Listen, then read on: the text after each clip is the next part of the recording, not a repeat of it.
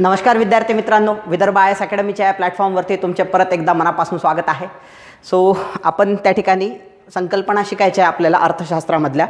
So ज्यामध्ये हा portion खूप विद्यार्थ्यांना टफ जातो थोडासा, तो म्हणजे जो मनी स्टॉक नावाचा जो टॉपिक आहे किंवा मनी सप्लाय नावाचा जो टॉपिक आहे किंवा चलनाचा साठा नावाचा टॉपिक आहे, ज्यामध्ये M0, M1, M2 आणि M3 ज्या रेड्डी किंवा वाय.व्ही. रेड्डी कार्यगटाने सांगितलेल्या ह्या ज्या वेगवेगळ्या संकल्पना आहे 1998मध्ये सांगितल्या होत्या त्या. सो ह्या संकल्पना विद्यार्थ्यांना फार अवघड जातात म्हणजे अभ्यास करत असताना. सो या संकल्पनांचं काय करायचं आहे आज आपल्याला डिस्कशन घ्यायचं आहे. सर्वात महत्त्वाचं, सो जरी म्हणजे मी जरी तुम्हाला ह्या संकल्पना समजावून सांगत असलो तरीही उद्देश मात्र हा आहे की तुम्हाला अर्थशास्त्राचा जो तुमचा अभ्यास आहे त्याला ब्रॉड बेस देणे. आणि दुसरी महत्त्वाची म्हणजे गोष्ट आहे याच्यामध्ये की जे बेसिक्स मुलांचं कच्चं असते ते बेसिक्स काय करून घेणे, मुळामध्ये स्ट्रॉंग करून घेणे. आणि सर्वात महत्त्वाचा फॅक्टर मी नेहमी म्हणतो की अर्थशास्त्र या विषयासाठी मुलं जे सोर्स वापरतात, नॉर्मली रंजन कोळंबे सरांचं पुस्तक रेफर केलं जाते किंवा किरण देसले सरांचं दीपस्तंभ पब्लिकेशनचं बुक रेफर केलं जाते आहे. अभिजित राठोड सरांचं देखील अर्थशास्त्राचं पुस्तक आहे. सो हे पुस्तकं नॉर्मली रेफर केल्या जातात. पण मला असं वाटते की आयोगाचा जो क्वेश्चन बँक आहे किंवा आयोग जे प्रश्न विचारते हाच सर्वात मोठा स्रोत आहे तुमच्या अभ्यासाचा, म्हणजे असायला पाहिजे. कारण गोष्ट अशी आहे की आयोगाची प्रश्न विचारण्याची भाषा आणि पुस्तकाची भाषा ही एकमेकासोबत मॅच होत नाही. त्यामुळं विद्यार्थ्यांना अर्थशास्त्रामध्ये कमी मार्क येतात. म्हणजे ते पुस्तकं वाचून जातात, व्यवस्थित वाचून जातात, सगळं पाठ करून जातात, संकल्पना लक्षात असतात, त्यांच्या समजलेल्या उमगलेल्या पण असतात. पण वेळेवरती जर भाषा, बाकी कसं आहे इतिहास झालं, भूगोल झालं, सो जी बुकिश लँग्वेज आहे तीच प्रश्नपत्रिकांची लँग्वेज आहे, म्हणून त्याच्यामध्ये जास्त अडचण येत नाही. मात्र अर्थशास्त्राच्या बाबतीमध्ये पेपरात विचारणारी भाषा, पेपरात विचारल्या जाणारी भाषा आणि तुमची एक्झाममध्ये विचारला जाणारी भाषा याच्यामध्ये खूप जास्त तफावत आहे. सो त्यामुळे अर्थशास्त्र हा जो विषय आहे, सो या विषयामध्ये विद्यार्थी काय होतं, त्यांचं सेटबॅक येतो. म्हणजे विद्यार्थ्यांना जशाच तसं नाही दिसलं की ते सोडवतच नाहीत प्रश्न.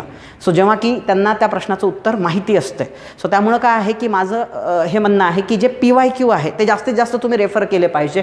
किंवा आपण जे वाचतोय किंवा ज्या भाषेत वाचलं आहे ते मॅचअप होते आहे का, किंवा आपल्याला प्रश्न टॅकल होते का. कारण आपलं अंतिम उद्देश जे आहे सो ते प्रश्न सुटले पाहिजे परीक्षेतले, हे आहे. सो त्यामुळे अर्थशास्त्राच्या बाबतीत आणि आपण हे सगळं शिकल्यानंतर म्हणजे मी तुम्हाला पूर्ण शिकवणार आहे. पहिले बेसिक्स पूर्ण मजबूत करून घेणार आहेत तुमचे, स्टेप बाय स्टेप जाणार आहोत आपण. पहिले पूर्ण बेसिक मजबूत करून घेणार आहेत तुमचे.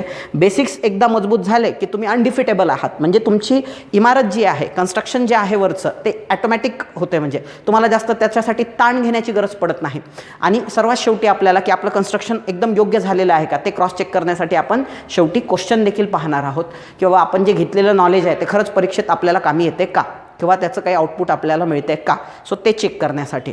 चला तर मग डिस्कस करायला आपल्याला सुरुवात करायचं आहे. सो अर्थशास्त्रांमधील संकल्पना M0, M1, M2 आणि M3.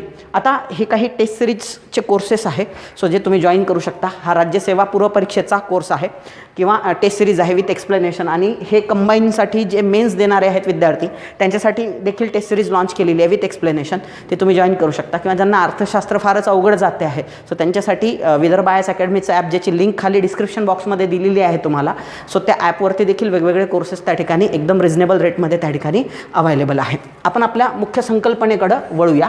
आता मी काय करतो की PPTच्या स्वरूपात हे सगळं घेण्याऐवजी किंवा PPTजमध्ये सगळं सांगण्याऐवजी मी काय करतो, तुम्हाला ह्या बोर्डवरती तुम्हाला मी एक्सप्लेन करतो. जेणेकरून काय आहे की मला पण क्लासमध्ये शिकवल्याचा फील येईल आणि तुम्हाला पण क्लासमध्ये बसल्याचा त्या ठिकाणी फील येईल. तो त्याच्या मागचा उद्देश आहे. सो सर्वात पहिले आता M0, M1 ह्या संकल्पना आपण थोड्या वेळाने पाहू. सर्वात पहिल्यांदा आपण बेसिकवर हॅमर करायला सुरुवात करू. सो बेसिक्स हे आहे, त्याच्यामध्ये संकल्पना ही आहे पतनिर्मिती काय असते. आता हा शब्द एकदम सोपे असतात, काही अवघड नाही आहे. सो पत म्हणजे पैसा आणि शब्द आहे त्या ठिकाणी निर्मिती. सो पतनिर्मिती हा शब्द आहे आणि दुसरा आहे म्हणजे त्यालाच पतनिर्मितीलाच इंग्लिशमध्ये आपण नॉर्मली मनी सप्लाय म्हणतो. सो आपल्याला ह्या मनी सप्लायबद्दल किंवा पतनिर्मिती कशा पद्धतीने होते आहे किंवा पैशाची निर्मिती अर्थव्यवस्थेमध्ये कशी होते आहे, हे चलन कसं निर्माण होते अर्थव्यवस्थेमध्ये किंवा अर्थव्यवस्थेतला पैसा कसा वाढतोय, त्याची निर्मिती कशी होते आहे, ते आपल्याला काय करायचं आहे, 1 बाय 1 डिस्कस करायचं आहे. बघा आता तुम्हाला माहिती आहे की नोटा छापण्याचं हे जे आता थोड्या बेसिक गोष्टी आहे त्या मी सांगणार पण तुम्हाला आणि थोड्याफार माहिती पण असल्या पाहिजे की आपल्या अर्थव्यवस्थेमध्ये नोटा छाप एकदम सोप्या गोष्टी आहेत त्या. आपल्या अर्थव्यवस्थेमध्ये नोटा छापण्याचं काम कोण करते. सो आपल्या अर्थव्यवस्थेमध्ये नोटा छापण्याचं काम नॉर्मली कोण करत असते, RBI करत असते. सो ही आपल्या देशाची मध्यवर्ती बँक आहे जिला आपण रिझर्व्ह बँक ऑफ इंडिया म्हणतो. येतं लक्षात. सो आपल्या देशामध्ये RBI reserve bank of India हे नोटा छापण्याचं काम करते. फक्त 1 रुपयाची नोट आणि नाणी छापण्याचं काम सरकार करत असते. बाकी 1 रुपयाची त्याला टोकन म्हणू शकतो आपण किंवा रिप्रेझेंटेटिव्ह म्हणू शकतो, आणि त्यानंतरच्या ज्या पूर्ण नोटा आहे 5ची असू द्या, 10ची असू द्या किंवा कितीही रुपयाची नोट असू द्या, ते छापण्याचं काम कोण करत असते? RBI. कारण त्या प्रत्येक नोटेवरती RBIची सही असते. फक्त 1ची नोट अशी आहे एक्सेप्शनली सो ज्याच्यावरती वित्तमंत्र्याची सही असते, कारण ती वित्त मंत्रालयाद्वारे सरकारच्या छापल्या जाते. सो नोटा छापण्याचं काम कोण करते आहे? RBI. समजा RBIने काय केलेलं आहे, 100 रुपयाची नोट छापली, आपण समजा म्हणू. RBIनं काय केलेली आहे, आणि RBI एकटी नोट छापत नाही बरं का. सो त्याला बॅकअप असते गव्हर्नमेंटचं, लक्षात ठेवा. कधी पण RBI एकटं कधीच नोट छापत नाही, येतं लक्षामध्ये. सो RBIला नोटा छापण्यासाठी बॅकअप कोणाचं लागते आहे? सो अप्रत्यक्ष किंवा प्रत्यक्षरित्या म्हणा गव्हर्नमेंटचं लागत असते. हे कधीही लक्षात ठेवा तुम्ही. सो RBI मार्केटचा अभ्यास करून नोटा छापत असते. आता तुम्हाला डिमॉनिटायझेशन माहीत असेल पा 500 आणि 1000च्या नोटा मोदी सरकारने काढून घेतल्या होत्या. 8 नोव्हेंबर 2016मध्ये शासनाने तो निर्णय घेतला होता. तुम्हाला माहिती असेल डिमॉनिटायझेशनचा. तो फार गाजलेला निर्णय. खूप लोक त्याला क्रिटिसाइज करतात, खूप लोक ॲप्रिशिएट देखील करतात. आपल्याला त्याच्यात पडायचं नाही आहे सध्या. फक्त डिमॉनिटायझेशन RBIनं घोषित केलं की सरकारने घोषित केलं. सो म्हणजे चलनामध्ये असणाऱ्या 500च्या आणि 1000च्या नोटा ह्या काढून घेण्याचं जे डिसिजन आहे हे पंतप्रधानांनी जाहीर केलं होतं. तुम्हाला आठवत असेल, संध्याकाळी बरोबर 8 वाजता आले होते आणि सांगितलं होतं की 500 आणि 1000च्या नोटा. बघा, छापायचं काम जे आहे ते कोणाचं आहे? RBIचं. मग सरकार याच्यात का बोलते आहे? मग काढून घेण्याचं काम पण RBIचं पाहिजे ना. सो एक कधीही लक्षात ठेवा, कुठल्याही नोटेच्या पाठीमागं सरकारचं लिगल टेंडर असते. त्याच्यासाठी शब्द आहे लिगल टेंडर. आता 500 आणि 1000च्या नोटा मार्केटमध्ये होत्या बरं का, पण सरकारने सांगितलं आम्ही त्याचं लिगल टेंडर काढून घेतोय त्या 500 आणि 1000च्या नोटाचं. सो 500 आणि 1000च्या नोटाचं लिगल टेंडर काढून घेतल्यामुळं आता ते कागदाचे तुकडे राहिलेत. फक्त तुम्ही काय करू शकता, ते कागदाचे तुकडे रिप्लेस करू शकता. ती तुम्हाला थोडंसं सरकारने त्यांच्यातर्फे एक थोडंसं म्हणू शकता डिस्काउंट तुम्हाला दिला होता, की जे 500 आणि 1000 तुमच्याकडे पडलेले आहेत ते तुम्ही रिप्लेस करू शकता बँकेमधून नवीन 500 आणि 2000च्या नोटांनी समजा. आता तो वेगळा भाग आहे, पण याच्यात महत्त्वाचं काय आहे की नोटा छापण्याचं काम जरी RBI करत असली तरी लिगल टेंडर मात्र त्यामागं कोणाचं असते? गव्हर्नमेंटचं असते. आता गव्हर्नमेंट म्हणा किंवा RBI म्हणा, समजा ह्यांनी 100 रुपयाची नोट छापली. आपण एक एक्झाम्पल घेऊया. त्यांनी 100 रुपयाची नोट छापली आणि ती मार्केटमध्ये सागर नावाच्या एका व्यक्तीला दिली. आपण त्याला यस म्हणूया मस्तपैकी. सो सागर नावाच्या एका व्यक्तीला त्यांनी काय देऊन टाकले? 100 रुपये देऊन टाकले. आता समजा ह्या सागर नावाच्या व्यक्तीनं काय केलं की हे जे 100 रुपये आहे हा घेऊन गेला, याच्याकडे 100 रुपये आले. आता त्यानं A नावाच्या बँकेमध्ये ते पैसे 1 वर्षासाठी ठेवले. किती वर्षासाठी ठेवले? 1 वर्षासाठी. आता सागरनी A बँकेत पैसे ठेवल्यामुळं सो A बँकेकडे किती चालले गेले, किती रुपये झालेले आहेत त्या ठिकाणी? 100 रुपये झालेले आहेत. आता A बँक काय करत असते कधी लक्षात ठेवा, मार्केटमध्ये ओतले किती RBIनं? 100 रुपये ओतले मार्केटमध्ये. आपण ह्याला मार्केट म्हणू. आपल्याला टॉपिक कोणता शिकायचा विद्यार्थी मित्रांनो? मार्केट म्हणजे इथं सागर आहे. यस, सागर म्हणजे मार्केट, येतं लक्षामध्ये. सो बाजार किंवा मार्केट म्हणू शकता तुम्ही. सो सागर म्हणजे मार्केट आहे. समजा आता इथं RBIने 100 रुपये छापले होते. सो ते कोणाला दिले? त्यांनी मार्केटमध्ये टाकले, म्हणजे सागरला दिले. सागरने ते काय केले? A नावाच्या बँकेत ठेवले.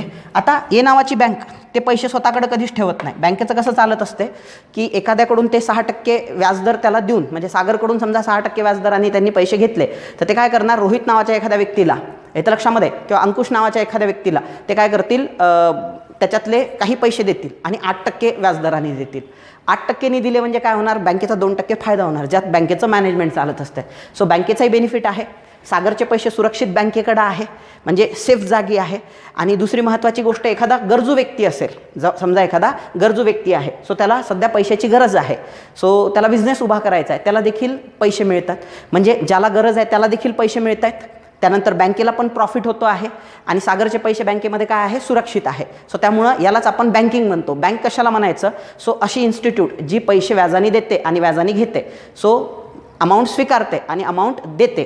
सो असे देणे आणि घेणे, त्यासाठी व्याज ही अट आहे. म्हणजे सो अशा व्यवहार करणाऱ्याच इन्स्टिट्यूशनला आपण काय म्हणतो? नॉर्मली बँक म्हणतो. मग ह्या बँकेने हे 1000 रुपये बँक स्वतःकडे कधीच ठेवणार नाही. समजा ते बँकेने काय केलेले आहे? X नावाच्या माणसाला दिलेले आहे, पण ते पूर्णला पूर्ण देत नाही. समजा 90 रुपये दिले, समजा किती रुपये दिले? 90. 10 रुपये सिक्युरिटी म्हणून ते काढून घेते बँक. बँकेला पूर्णला पूर्ण पैसे देता येत नाही. सो X नावाच्या व्यक्तीने परत काय केलं? हा X नावाचा व्यक्ती समजा आणखी गेला आणि त्यानं हे जे पैसे आहे ते B नावाच्या बँकेत ठेवले. ते B नावाच्या बँकेत 90 रुपये. मग B नावाच्या बँकेने समजा आणखी एखादा Y नावाचा पर्सन आलेला आहे, सो त्याला किती दिले समजा, त्यापैकी 90पैकी 10 काटून घेतले, सिक्युरिटी म्हणून 10 रुपये काढून घेतले बँकेने आणि 80 रुपये दिले. बघा आता इथं गंमत पहा. आता गंमत काय झालेली आहे की RBIनं छापताना 100च रुपये छापले बरं का. इथं लक्षामध्ये, इथं RBIनं छापताना काय छापले, 100च रुपये छापले आणि ते सागरला दिले. सो मार्केटमध्ये किती रुपये आले, समजा RBIनं 100 रुपये सागरला देऊन टाकले, मार्केटमध्ये टाकून दिले. सो मार्केटमध्ये आहे 100च रुपये, पण त्या 100 रुपयामुळं पहा त्यांनी Aला दिले, Aने Xला 90 रुपये दिले, त्यानंतर त्यांनी Bला दिले, Bनं Yला 80 रुपये दिले. सो मार्केटमध्ये जो पैसा वापरला जातो आहे त्या 100 रुपयापासून हे 100, हे 90 आणि हे 80, 100, 90, 80 म्हणजे किती झाले हे, आपण ह्याची टोटल मारू. हे 100 रुपये जे मार्केटमध्ये आहे, त्या 100 रुपयांनी 90 रुपये परत तयार केले, त्याने 80 रुपये तयार केले, टोटल किती होणार पहा बरं, 9 8 17 म्हणजे 270 रुपये तयार झाले.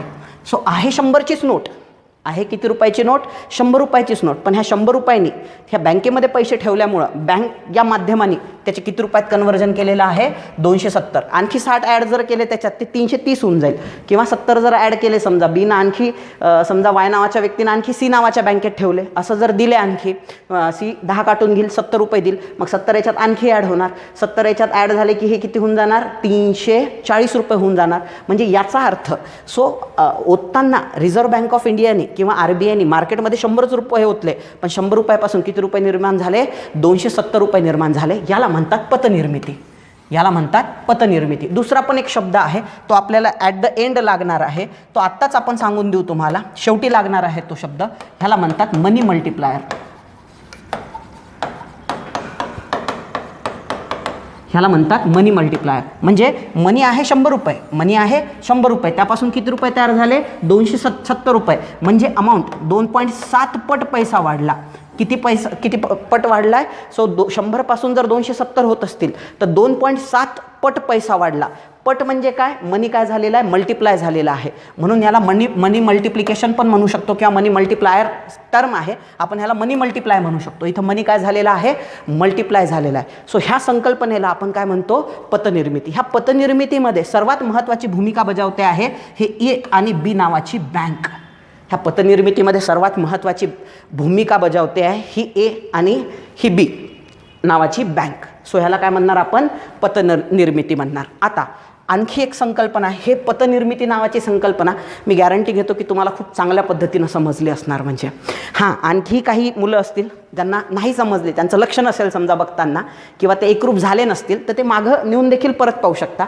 पण हे समजल्याशिवाय पुढं जाऊ नका, येतं लक्षामध्ये. सो हे समजल्याशिवाय पुढं जाऊ नका. एकदम सोपं आहे, काहीच अवघड नाही आहे. आता आपण पुढची स्टेप घेणार आहोत.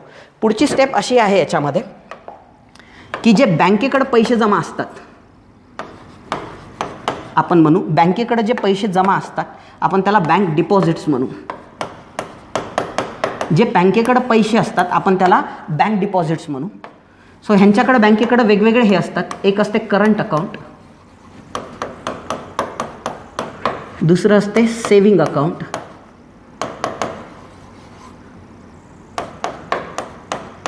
एक असते करंट अकाउंट, दुसरं असते सेविंग अकाउंट. सेविंग अकाउंटमध्ये पण 2 टाईप पडतात, डिमांड डिपॉझिट्स, DD म्हणतो आपण त्याला. हा शब्द लक्षात ठेवा, जे शॉर्टकट सांगतोय तुम्हाला DD, ह्याला डिमांड डिपॉझिट्स म्हणतात. इंग्लिशमध्ये सांगत असले तरी, म्हणजे सांगत असलो तरी घाबरू नका, मराठीत मी एक्सप्लेन करणार आहे तुम्हाला. दोन्ही भाषेमध्ये जे अभ्यास करतायत सो त्या विद्यार्थ्यांना 100% सगळं कळणार. डिमांड डिपॉझिट्स आणि दुसरे असतात TD, टर्म डिपॉझिट. बघा आता बँकेकडं जो पैसा येतो आहे, बँकेकडं जो पैसा येतो, बँकेमध्ये डिपॉझिट्स जे आहे, म्हणजे डिपॉझिट्स म्हणजे ठेवी. डिपॉझिट्स म्हणजे काय, ठेवी. तुम्ही बँकेकडं नेऊन पैसा ठेवताय. सो नॉर्मली तो 2 अकाउंटमध्ये असतो. एक असते करंट अकाउंट, तुम्हाला माहिती असेल हे, आणि सेविंग अकाउंट. 2 अकाउंट असतात पहा. याला आपण बचत खाते म्हणतो. ह्याला काय म्हणतो आपण मराठीमध्ये, बचत खाते, आणि ह्याला म्हणतात चालू खाते. सो बचत खाते आणि चालू खाते असे 2 खाते असतात. अकाउंट म्हणजे खाते, current account, saving account. Normally हे जे अकाउंट असते ना, हे जे बिझनेस कॅटेगरीतले लोक असतात ना, त्यांना हे अकाउंट बहाल केलं जाते, करंट अकाउंट ज्याला म्हणतो. फॉर एक्झाम्पल, माझा आधी मी जेव्हा कॉलेजमध्ये शिकायचो तेव्हा माझं सेव्हिंग अकाउंट होतं, स्टुडंट सेव्हिंग अकाउंट असायचं. पहा, सेव्हिंग अकाउंट्स असायचो. पण मी जेव्हा अकॅडमी सुरू केली आणि शिकवायला लागलो तेव्हा ट्रान्झॅक्शन वाढायला लागले, विद्यार्थी पैसे टाकायचे, मी खर्च करायचो. मग काही दिवसांनी बँकेनेच मला सल्ला दिला की सेव्हिंग अकाउंटमधून एवढे मोठे व्यवहार नाही करतायत, तुम्हाला जर खूप मोठे व्यवहार करायचे आहे तर तुमच्याकडं कोणतं अकाउंट असलं पाहिजे? करंट अकाउंट असलं पाहिजे. सो मोठे व्यवहार करण्यासाठी तुमच्याकडं करंट अकाउंट असते, येतं लक्षामध्ये. आणि छोटे मोठे व्यवहार करायचे आहे तुमच्याकडं सेव्हिंग अकाउंट असते. सो करंट अकाउंट आणि सेव्हिंग अकाउंट. आता सेव्हिंग अकाउंटचा वापर बिझनेसेससाठी केला जातो, ज्यामध्ये कधी पण पैसे टाकले जातात आणि कधी पण पैसे काढले जातात. करंट अकाउंटमध्ये कधी पण पैसे टाकले जातात, कधी पण काढले जातात. सो कधी पैसे टाकतील, कधी पैसे काढेल याची गॅरंटी नसते. फॉर एक्झाम्पल, आता मी आहे, खूप सारे विद्यार्थी मला फोनपे करतात, जीपे करतात, किंवा माझ्या खात्यावरती त्या ठिकाणी जे समजा आता आपलं ॲप आणि मेडिएटर आहे, सो त्या थ्रू काय होते आहे त्या ठिकाणी म्हणजे एक मेडिएटर ट्रान्झॅक्शन कंपनी आहे, सो त्याच्यातर्फे डायरेक्ट माझ्या करंट अकाउंटला टाकल्या जातात. मला झेरॉक्सचं बिल द्यायचं आहे समजा, किंवा ॲपचं बिल द्यायचं आहे, किंवा शिक्षकाचे पेमेंट करायचे, मी सगळे करंट अकाउंटवर करतो. सो करंट अकाउंटवर कधी पण पैसा येऊ शकतो आणि त्याच्यातून कधी पण खर्च होऊ शकतो. म्हणून करंट अकाउंटची कुठलीही गॅरंटी बँकेकडे नसते. करंट अकाउंटची गॅरंटी नसते म्हणजे काय? सो करंट अकाउंटमधला बिनधास्त पैसा वापरला जाऊ शकत नाही. म्हणजे बँकेला तो पैसा उपयोगातच नसतो, फक्त बँक सर्व्हिस देते, त्याचे सर्व्हिस चार्जेस बँक. आता मी करंट अकाउंट आहे माझं ICICIमध्ये, तर मला काय करावं लागणार त्या ठिकाणी? फक्त सर्व्हिस चार्जेस द्यावे लागणार. बाकी माझे जे पैसे पडलेले आहेत बँकेत, हे बँकेला सहसा वापरता येत नाही. का? कारण ते कधी पण येतात आणि कधी पण काढल्या जाऊ शकतात. नाही तर काय होईल, बँकेनं जर माझे पैसे वापरले, मी जर म्हणायला गेलो की माझे पैसे द्या आता, मला आत्ताच काढायचे आहे, माझे पूर्णला पूर्ण पैसे काढायचे आहे, सो बँक हतबल होऊ शकते त्या ठिकाणी. सो त्यामुळं करंट अकाउंटमधून जास्त पतनिर्मिती होत नाही. करंट अकाउंटमधून जास्त पतनिर्मिती होऊ शकत नाही. का? कारण बँकेला ते पैसे वापरताच येत नाही. बँक पतनिर्मिती केव्हा होईल? जेव्हा ए बँक बिनधास्त एखाद्या माणसाला 90 रुपये देईल, बी बँक बिनधास्त एखाद्या माणसाला 80 रुपये देईल, तेव्हाच पतनिर्मिती होईल. सो इथं बिनधास्त देऊ शकत नाही, कारण कधी पैसा काढेल सागर सर याची गॅरंटीच नाही आहे. सो कधी पैसा येतोय मात्र खरं आहे, पण कधी पैसे काढल्या जाईल याची गॅरंटी नाही आहे. सो त्याच्यामुळं बिनधास्त त्याच्यातला पैसा वापरला जाऊ शकत नाही. आता दुसरं आहे सेव्हिंग अकाउंट. आता सेव्हिंग अकाउंट हे असं अकाउंट आहे ज्यामधला पैसा बँक वापरू शकते. पण त्याच्यामध्ये पण दोन प्रकार पडतात. सेव्हिंग अकाउंटमध्ये डिमांड डिपॉझिट्स असतात आणि टर्म डिपॉझिट्स असतात. सेव्हिंग अकाउंटमध्ये पण दोन डिपॉझिट्स असतात, एक म्हणजे डिमांड डिपॉझिट्स असतात आणि दुसरे म्हणजे टर्म डिपॉझिट्स असतात. डिमांड डिपॉझिट्स म्हणजे कधी तुम्ही पैसे टाका आणि कधी काढा सेव्हिंग अकाउंटमधून. सो त्याला डिमांड डिपॉझिट्स म्हणतो, म्हणजे तुम्ही कधीही डिमांड करू शकता त्याची. सो आज पैसे टाकले उद्याच काढू शकता. सो त्याच्यामुळे सेव्हिंग अकाउंटमधला हा डिमांड डिपॉझिट पोर्शन पण करंट अकाउंटपेक्षा जास्त वापरता येतो बँकेला, पण खूप जास्त वापरता येत नाही, कारण कधी पण काय करू शकता तुम्ही त्या ठिकाणी पैसे काढू शकता, कारण ते डिमांड डिपॉझिट्स आहे. सेव्हिंग अकाउंट, छोटे मोठे व्यवहार सेव्हिंग अकाउंटमधून चालतात. दुसरा मात्र प्रकार आहे तो अतिशय महत्त्वाचा आहे, तो म्हणजे टर्म डिपॉझिट. तो म्हणजे काय? त्याला आपण मुदत ठेवी म्हणतो. मराठीमध्ये काय म्हणणार त्याला? मुदत ठेवी,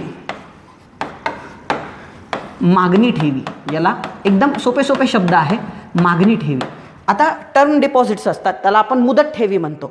मुदत ठेवी म्हणजे काय, किंवा टर्म डिपॉझिट्स म्हणजे काय, की ज्या 1 वर्ष, 2 वर्ष, 3 वर्ष, 4 वर्ष असे कितीही वर्षासाठी ठेवल्या जातात. सो 1 वर्ष, 2 वर्ष, 1 वर्षापर्यंत ठेवल्या जातात, 1 वर्षापेक्षा जास्त, 2 वर्षापेक्षा 3, 4, 5 अशा दीर्घ कालावधीसाठी ठेवल्या जातात. आता हा जो पैसा आहे ना, हा बँक बिनधास्त वापरू शकते, कारण एकदा जर याच्यात तुम्ही ठेवले टर्म डिपॉझिट तर 1 वर्ष तुम्हाला मागता येत नाही, 2 वर्षासाठी ठेवले 2 वर्ष मागता येत नाही, 3 वर्षासाठी ठेवले 3 वर्ष मागता येत नाही. सो त्यामुळं बँक हा पैसा टर्म डिपॉझिटचा बिनधास्त वापरू शकते. म्हणजे ते काय करतील, 100 रुपये सागर सर आले आणि त्यांनी म्हटलं की 2 वर्षासाठी मी ए बँकेत ठेवतो, ते काय आहे, टर्म डिपॉझिट आहे 2 वर्षासाठी, मग बँक पण मला व्याज चांगलं देणार. सो लक्षात ठेवा, करंट अकाउंटवर कुठलंही व्याज मिळत नाही, याच्यावर व्याज मिळत नसते, मला 1 रुपया पण व्याज मिळत नाही. सो ह्याच्यावर व्याज मिळत नसते, बँक याच्यावर व्याज देत नाही. हे जे पैसे जमा आहे आपले करंट अकाउंटला, उलट म्हणते की तुमच्यावर आम्ही उपकार करतो बँक, की तुम्हाला सेफ तुमचा पैसा आम्ही सांभाळतो आहे, त्याचेच तुम्ही आम्हाला काय करा, चार्जेस पे करा, कारण आम्ही तुम्हाला ट्रान्झॅक्शन करायला मदत करतोय.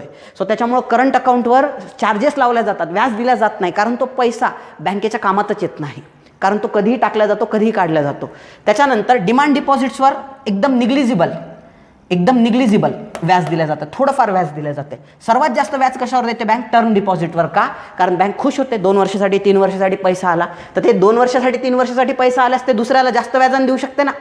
त्याच्यानंतर ही बँक खुश होणार, जर ते 2-3 वर्षासाठी पैसे आले तर बिंदास दुसऱ्याला वापरायला देऊ शकते ना. सो त्याच्यामुळं बँक काय करते असते की हे जे तुमचे टर्म डिपॉझिट्स आहे ह्या टर्म डिपॉझिटवर जास्त व्याज तुम्हाला अदा करते.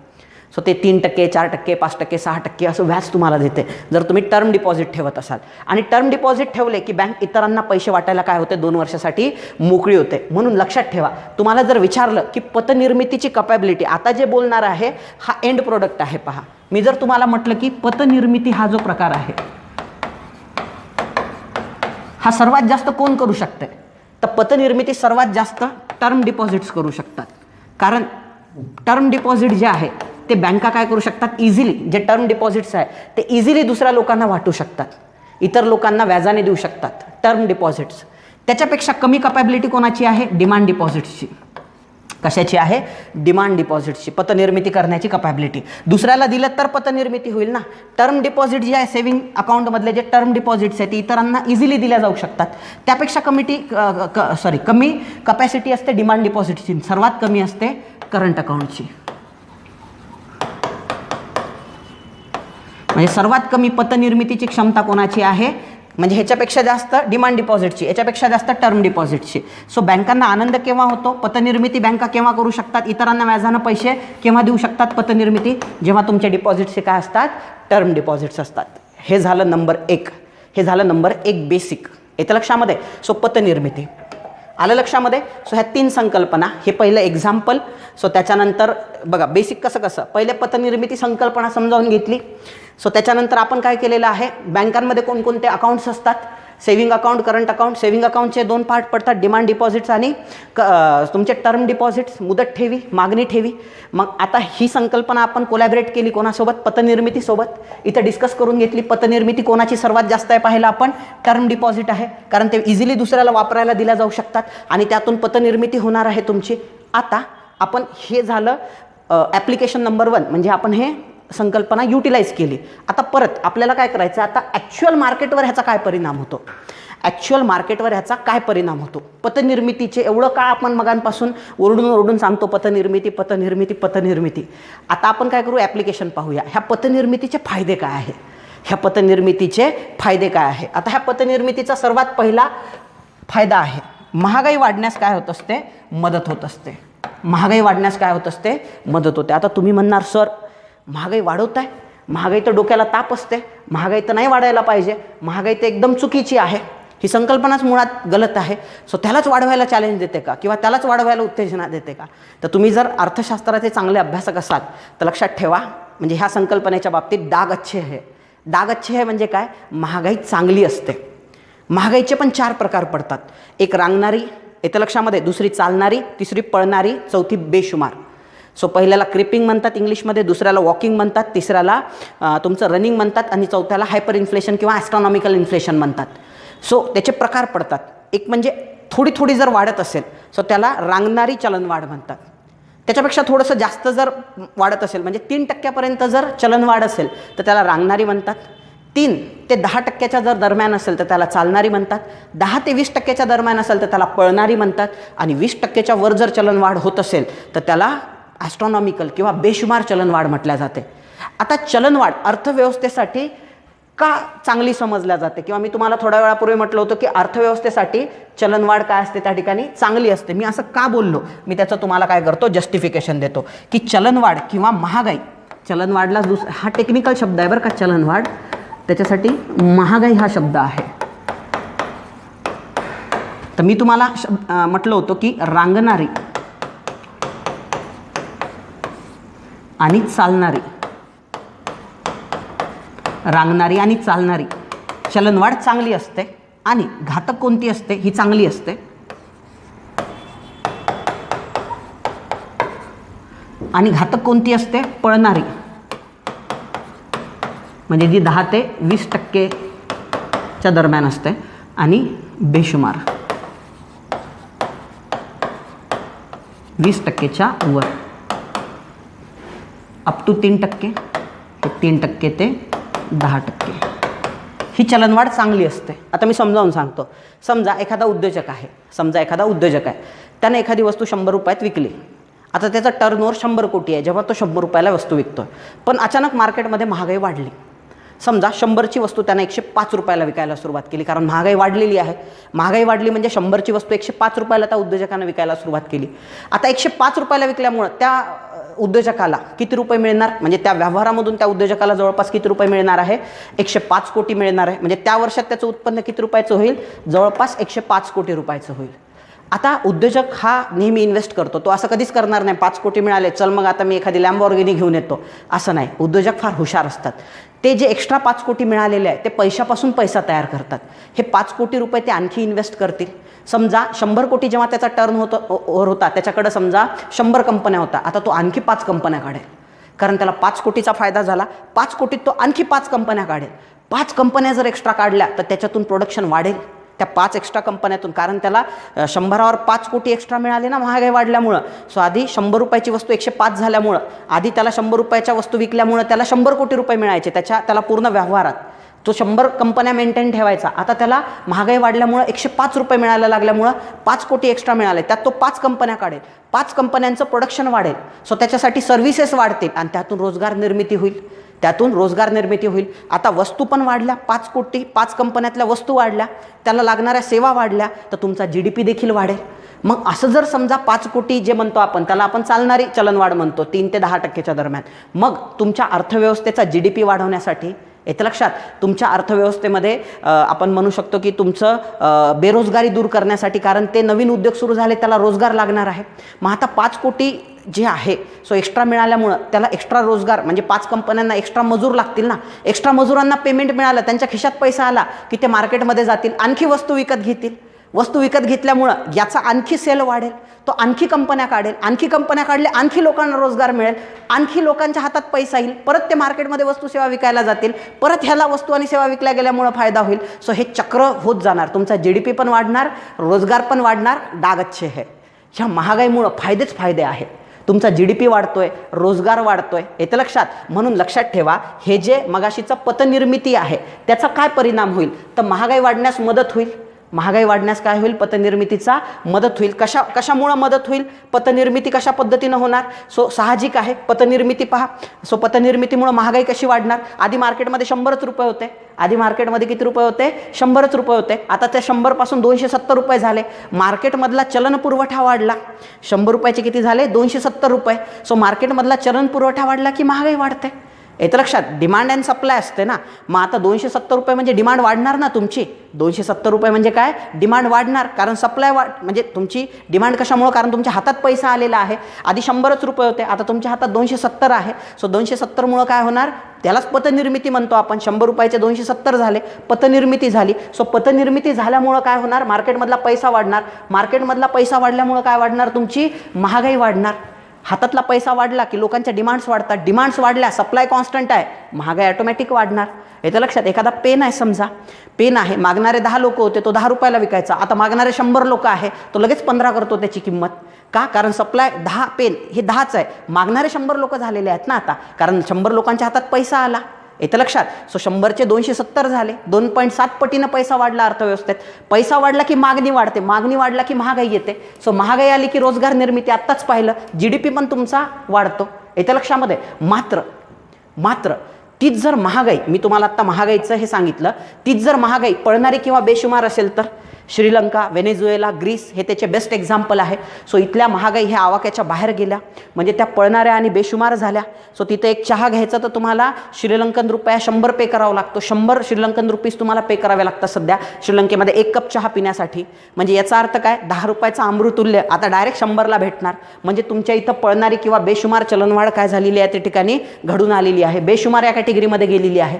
मग अशा वेळेस लोक चहा विकत घेत नाही, लोक कॉम्प्रोमाइज करतात. 10चा चहा 100ला लोकांना परवडत नाही. 10चा चहा 100ला न परवडण्यामुळे लोकांनी चहा घेतला नाही. तिकडं कंपन्यांचं प्रोडक्शन बंद पडते, कारण चहाच विकल्या जात नाही आहे.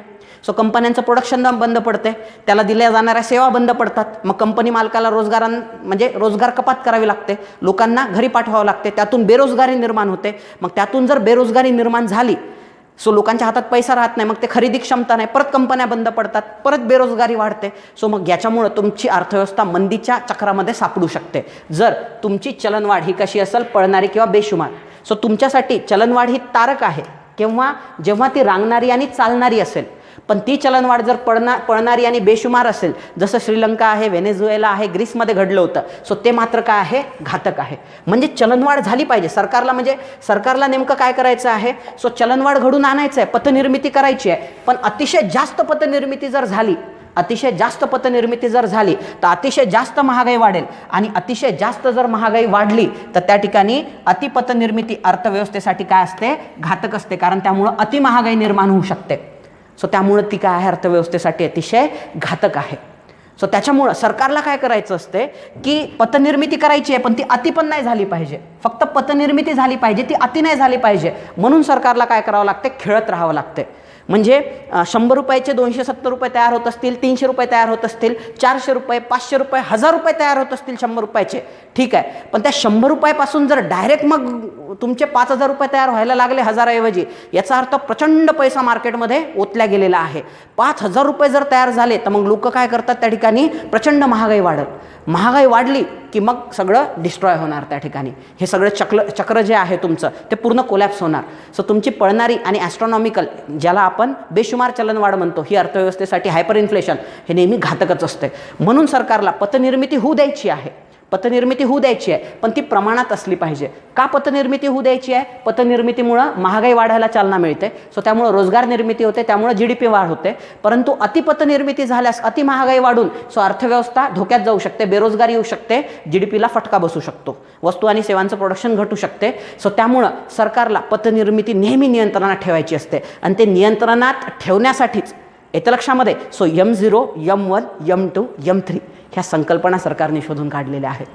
येत्या लक्षात, किंवा सरकारने नाही, तज्ज्ञांनी शोधून काढलेल्या. फॉर एक्झाम्पल YV रेड्डी हा नावाचा तज्ज्ञ होता, त्यांनी 1998मध्ये M0, M1, M2, M3 so ह्या संकल्पना शोधून काढलेल्या आहेत. त्याच आपल्याला डिस्कस करायच्या आहे. सो तुम्हाला कळालं, सो पतनिर्मिती नावाची संकल्पना तुमची आता पूर्णपणे काय झालेली आहे, क्लिअर झालेली आहे. खूप डिटेल घेतलेली आहे. म्हणजे एवढं तर पुस्तकात पण दिलेलं नाही आहे तुम्हाला. मी 3-4 टॉपिक तुमचे क्लब करून महागाई पण समजावून सांगितलेलं आहे तुम्हाला.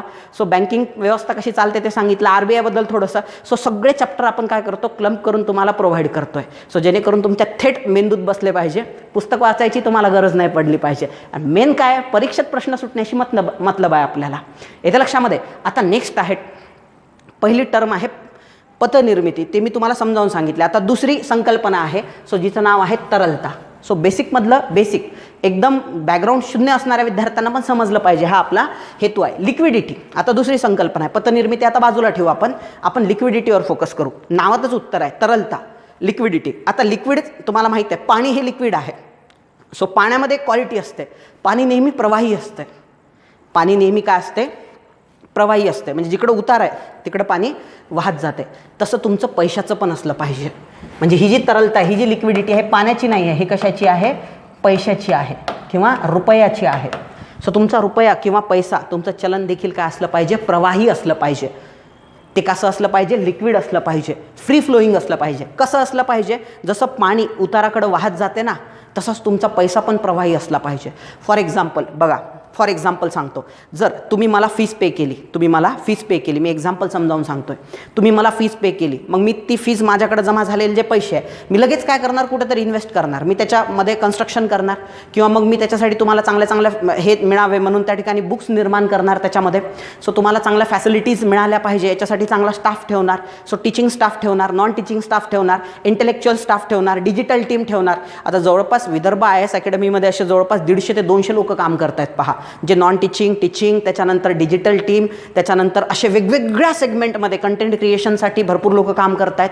सो असे 150-200 लोक काम करत आहेत. सो माझ्याकडे येणारा पैसा जो आहे, सो त्या ठिकाणी काय करतो, ह्या लोकांकडे जातो. हे लोक मग मार्केटमधून काहीतरी विकत घेत आहेत, पेन, पेन्सिल किंवा त्यांना लागणारं जेवणाचं सामान वगैरे वगैरे. मग ह्याला म्हणतात लिक्विड मनी. म्हणजे माझ्याजवळ येणारा पैसा कसा आहे, लिक्विड आहे. आलेला पैसा काय चाललाय, दुसरीकडे चाललाय, त्याच्यापासून ट्रान्झॅक्शन होते आहे. सो काही पैसा मी त्या ठिकाणी लक्झरीवर खर्च करतोय. सो पर्सनल लक्झरीवरती खर्च, घर बांधण्यासाठी म्हणा, फ्लॅट विक्री करण्यासाठी. पण मी इकॉनॉमिक्सचा स्टुडंट असल्यामुळे ह्या गोष्टी बिलकुल कमिट करत नाही. सो मॅक्झिमम पैसा मी इन्व्हेस्ट करतो. सो इन्व्हेस्ट केल्यामुळं पैसा काय राहतो, प्रवाही राहतो. सो मग हा पैसा जो आहे माझ्याकडे आला, माझ्याकडून दुसऱ्याकडे गेला, दुसऱ्याकडून तिसऱ्याकडे, तिसऱ्याकडून चौथ्याकडं. सो ह्याला म्हणतात पैसा लिक्विड असणं. ह्याला काय म्हणतात, पैसा लिक्विड असणं, प्रवाही असणं, तरल असणं. ह्याला काय म्हणतात, पैसा प्रवाही असणं, तरल असणं. सो ह्याला तरलता म्हणतात. आणि पैसा हा तरलच असला पाहिजे. लक्ष्मी, आपण पैशाला काय म्हणतो? सो हिंदू संस्कृतीमध्ये नॉर्मली पैशाला लक्ष्मी मानण्यात येते. पण जर त्या लक्ष्मीला तुम्ही कपाटात ठेवत असाल, बंद कपाटात ठेवत असाल आणि फक्त दिवाळीला पूजा करण्यासाठी काढत असाल, तर तो लक्ष्मीचा सर्वात मोठा अपमान आहे अर्थशास्त्रामध्ये. अध्यात्मपंत नाही म्हणतायत, धर्मामध्ये तो सन्मान असेल. धर्मामध्ये दिवाळीच्या दिवशी पैसे काढून त्याची पूजा करणे हे नक्कीच सन्मानार्थक बाब आहे की तुम्ही पैशाची पूजा करता, त्याचा अपमान करत नाही आहे. पण अर्थशास्त्रामध्ये हा अपमान आहे, पैसे कपाटात ठेवणे आणि फक्त दिवाळीच्या दिवशी पूजेला काढणे. सो हा अपमान आहे. कशामुळं? कारण पैसा हा कपाटात ठेवण्यासाठी नाही आहे. पैसा हा नेहमी तरल असला पाहिजे. पैशाचा उद्देशच तो आहे काय की तो it is a mode of transaction. पैसा कशासाठी आहे? सो पैसा देव नाही आहे, येतं लक्षात. पण ते पण आहे म्हणा, देवापेक्षा कमी पण नाही आहे. सो पैसा देव नाही आहे. सो त्याला तुम्ही जपून ठेवाल किंवा तुम्ही त्याला अडकून ठेवाल. सो पैशाचं कामच ते आहे की तुमचे ट्रान्झॅक्शन भागवल्या गेले पाहिजे. सो तुमच्याकडे आलेला पैसा नेहमी तुम्ही एकतर कन्झ्युम केला पाहिजे, कन्झम्पशनसाठी वापरला पाहिजे किंवा इन्व्हेस्टमेंटसाठी. 90% इन्व्हेस्टमेंटसाठीच वापरला पाहिजे, 10% कन्झम्पशनसाठी. म्हणजे जर 1 कोटी रुपये तुम्हाला मिळत असतील तर 90 लाख तुम्ही इन्व्हेस्ट केले पाहिजे. 10 लाख तुम्ही पर्सनल कन्झम्पशनसाठी, कपडे लत्ते गाडी घोडी, सो तुम्ही त्याच्यातून घेऊ शकता. पण 90% पैसा हा काय झाला पाहिजे? इन्व्हेस्टच झाला पाहिजे. तो सर्वात मोठा सन्मान असतो पैशाचा. सो पैसे जर कपाटात दाबून ठेवत असाल तुम्ही, तर तो पैसा सर्वात कमी लिक्विड असतो. तो पैसा काय आहे? सर्वात कमी लिक्विड आहे. पण तुम्ही जर पैसा काढला आणि मार्केटमध्ये असा तर त्याला प्रवाही ठेवत असाल, त्या नोटांना, त्या चलनाला, सो त्याला काय म्हणणार आपण? पैसा लिक्विड आहे. तुम्ही जेवढे जास्तीत जास्त ट्रान्झॅक्शन कराल तेवढी जास्त लिक्विडिटी. मालमत्ता त्वरित खरेदी किंवा विक्री केल्या जाऊ शकते, याला तरलता म्हणतात. आता ही बुकिश डेफिनेशन आहे, मी जी सांगितली माझ्या लँग्वेजमध्ये ती लक्षात ठेवा. आता पहा, म्हणजे ट्रान्झॅक्शन तुमचे काय झाले पाहिजे? एकंदरीत फास्ट झाले पाहिजे, म्हणजे पैसा तरल आहे. आता बघा, मी तुम्हाला इथं काही संकल्पना लिहितो. मी आता फक्त रुपयाच्या भाषेत बोललो होतो. आता मी इथं 3 संकल्पना लिहितो. एक रुपया आहे समजा, एक सोने आहे आणि एक जमीन आहे. आता माझ्याकडे आलेला जो पैसा आहे तो ह्या 3 सेगमेंटमध्ये समजा मी काय करतो आहे? इन्व्हेस्ट करतो आहे. सो माझ्याकडे आलेला रुपया काही मी माझ्याकडे समजा 1 लाख रुपये आले. मी काय केलं? त्या 1 लाख रुपयातले 50,000 रुपये कॅश म्हणून ठेवले. समजा माझ्याकडे 1 कोटी आले, माझ्याकडे 1 कोटी आले. समजा 1 कोटी रुपयातले मी 50 लाख कॅश म्हणून ठेवले. 50 त्याच्यानंतर उरलेल्या 50पैकी 25चं सोनं घेतलं आणि 25 लाखाची जमीन घेतली. सो ह्या 3 गोष्टीत मी पैसे काय केलेले आहे? इन्व्हेस्ट केलेले आहे. तर ह्या 3 पैकी सर्वात तरल गोष्ट कोणती आहे? म्हणजे ज्याचा वापर करून मी इझिली ट्रान्झॅक्शन करू शकतो, तर लक्षात ठेवा, रुपया. सोनं नाही, रुपया. रुपयाचा वापर मी इझिली ट्रान्झॅक्शनसाठी करू शकतो, सोन्याचा नाही. प्रत्येकच व्यक्ती तुम्हाला मोबदल्यात काहीतरी देण्यासाठी सोनंच घेईल याची काही गॅरंटी नाही आहे. मात्र रुपयानं तुमचे व्यवहार काय होऊ शकतात? इझिली होऊ शकतात. तुम्ही एखाद्या भाजीच्या दुकानावर गेले आणि त्या भाजीच्या दुकानावरती तुम्हाला भाजीपाला विकत घ्यायचा आहे. सो ह्या गोष्टीची आपण गॅरंटी घेऊ शकत नाही की जर रुपयाऐवजी मी त्याला सोनं दिलं तर तो घेईलच म्हणून. पण ह्या गोष्टीची गॅरंटी आहे, त्याला जर गांधीबाबाचा फोटो असणारी नोट दिली तर लगेच तुमचा ट्रान्झॅक्शन होणार. मग तरल सर्वात जास्त कोण आहे? सो रुपया तुमचा सर्वात जास्त तरल आहे. त्याच्याहून कमी कोण तरल आहे? सोने. कारण सोन्यात काही व्यवहार होतात. आणि सर्वात कमी तरल तुमची ह्या 3 सेगमेंटमध्ये कोण आहे? जमीन आहे. कारण जमिनीचे कागदपत्र देऊन तुम्ही एखादा हे नाही म्हणू शकत किंवा मला AC घ्यायचा आहे, माझी इथे जमीन घ्या कागदपत्र. तो म्हणाल भाई माझ्या ACची किंमत जास्त असू शकते तुमच्या जमिनीपेक्षा. सो जमिनीच्या कागदपत्रात व्यवहार होत असतो का? नाही. म्हणजे याची व्यवहार करण्याची क्षमता कमी आहे, याच्यापेक्षा जास्त सोन्याची आहे. याच्यापेक्षा जास्त व्यवहार करण्याची, ट्रान्झॅक्शन करण्याची क्षमता तुमच्या रुपयामध्ये आहे. म्हणून रुपयाची तरलता ही सर्वात जास्त, रुपयाची लिक्विडिटी ही सर्वात जास्त, त्याहून कमी सोन्याची आणि त्याहून कमी जमिनीची. आलं लक्षामध्ये? सो ह्याला लिक्विडिटी म्हणतात, याला काय म्हणतात? तरलता म्हणतात. आलं लक्षामध्ये? सो 2 संकल्पना मला एकदा क्रॉस चेक करू द्या. हां, ठीक आहे. सो आपण 2 संकल्पना आपण त्या ठिकाणी शिकलेलो आहे. एक म्हणजे सर्वात पहिल्यांदा आपण पाहिलेलं आहे त्याच्यामध्ये की पतनिर्मिती कशाला म्हणतात, आणि दुसरी संकल्पना पाहिलेलं आपण तरलता कशाला म्हणतात. तरलता म्हणजे पैशाचा काय असणे? प्रवाहीपणा आपण ज्याला म्हणू शकतो, म्हणजे प्रवाही पैसा म्हणू शकतो. आता याच्यात थोडीशी आणखी आपण काय करूया? व्हॅल्यू ॲडिशन करूया. तुम्हाला सांगताना मगाशी मी तुम्हाला वेगवेगळे अकाउंट सांगितले होते.